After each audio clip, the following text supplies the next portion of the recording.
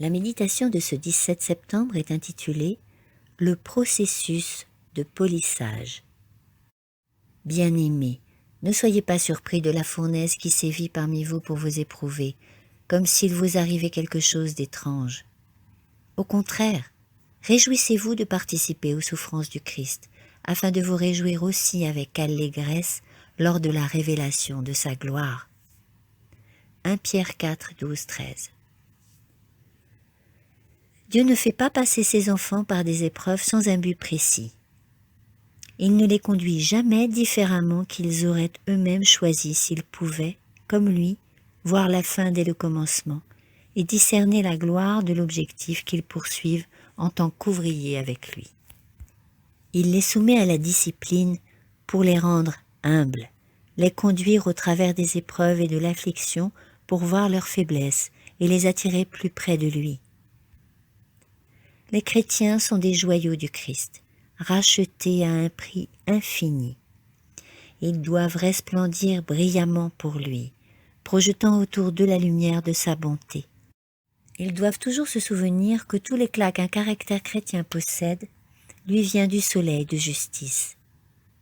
L'éclat des joyaux du Christ dépend du polissage qu'ils ont subi. Dieu ne nous oblige pas à nous faire polir. Il nous laisse libres de choisir d'être polis ou de rester à l'état brut.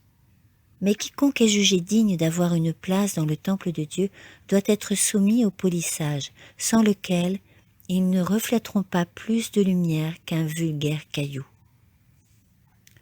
Le Christ dit à l'homme « Tu es à moi, je t'ai acquis.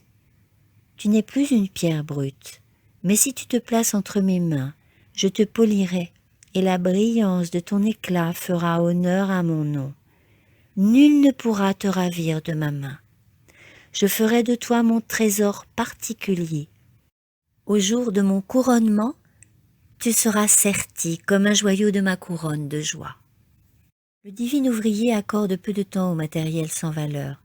Seuls les précieux joyaux bénéficient de son œuvre de polissage à la ressemblance d'un palais, enlevant toutes les aspérités rugueuses. Ce processus est sévère et éprouvant, et il blesse l'orgueil humain. Le Christ cisaille profondément dans l'expérience que l'homme, dans son autosuffisance, considérait comme complète, et enlève du caractère toute auto-évaluation. Il enlève toute surface excessive, et plaçant la pierre sur l'établi de polissage, il la presse étroitement pour en éliminer toute rugosité. Puis, tenant le bijou à la réflexion de la lumière, le maître y voit son image, et il la prononce digne d'une place dans son coffre à bijoux.